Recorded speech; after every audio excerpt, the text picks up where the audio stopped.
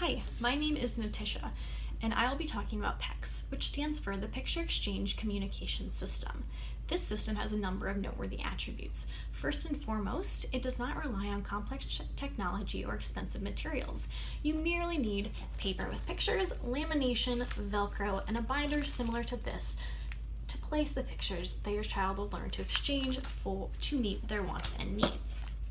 Additionally, this system is inherently designed to promote generalization because it can be taught across a variety of settings and with a variety of listeners in the home, school, community, and clinic setting. Additionally, it provides the learner with immediate and direct reinforcement. So if the learner requests a ball, they get a ball. If they request an M&M, they get an M&M, and if they request a flapper, they get the flapper. It does not rely on social or indirect reinforcement in the teaching phases. It additionally mirrors the typical language development of children by its emphasis on the bidirectional nature of communication and the importance of having both a listener and a speaker. And lastly, it builds upon the preference for visual learning of many individuals with ASD. So you have very concrete physical stimuli, which the child learns to exchange for what they request. So they learn to request a ball and get the ball back, and it's very visually oriented. And this system can be used to replace aberrant behavior in a variety of children. So instead of throwing a tantrum to get a ball, the child is taught to request ball. Or instead of engaging in aggression to escape a task, the child is taught to request a break. The best candidates for PECS are those who lack that communication system to functionally convey their wants and needs. Additionally, these learners are typically limited in their expressive repertoires and may not possess the fine motor imitation or dexterity needed to use sign language. PECS is taught in 6 phases, the first being where the child is taught that physical exchange. So in phase 1, the child is taught to exchange ball and give that to the listener and get a ball immediately in return. This phase requires the use of a back prompter to physically guide the learner to pick up and hand the picture of the ball to the listener, and in exchange, get the ball from the listener. Eventually, the back prompter is faded out as the child gains independence, and we move on to phase 2, which aims to increase spontaneity and teach persistence. So in phase 2, the book moves away from the learner, and the listener, which would be me, moves away. So the child is taught that I need to find my book and then find the person who has what I want or who can get what I want. So they are taught to first find their book and then seek out that communication partner. This is taught very gradually. So at first, the listener may only be 1 to 2 feet away, then 3 to 5, then 6 to 8, so on and so forth, until the child has been taught that persistence necessary to engage in that bidirectional communication.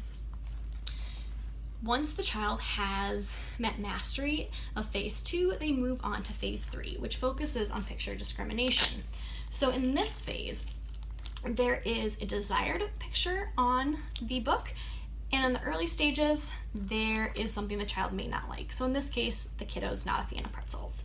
So they're learning to discriminate between what they really want and what they don't want.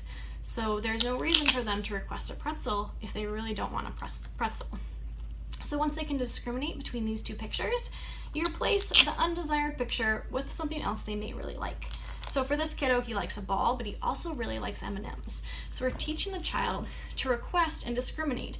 What does he really want in the moment? Does he want a ball in the moment, or does he want M&Ms?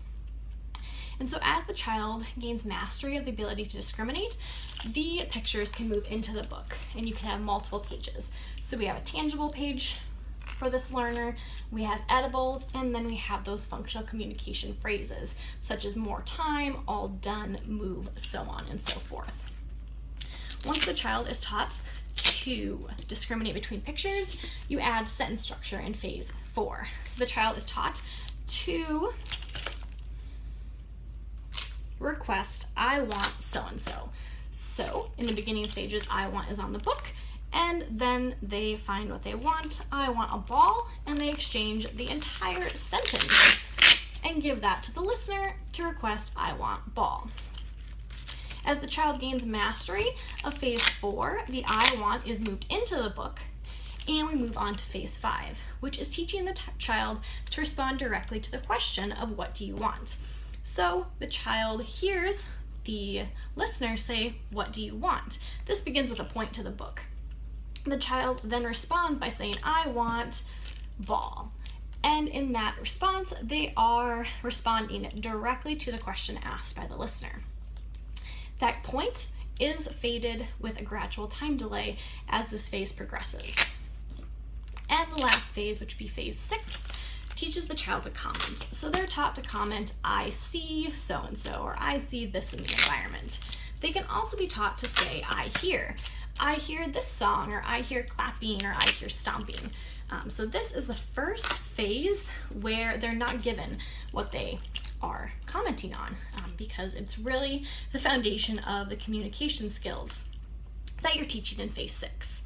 So that really summarizes PECS and its use to develop that functional communication system in learners who lack the ability to convey their wants and needs.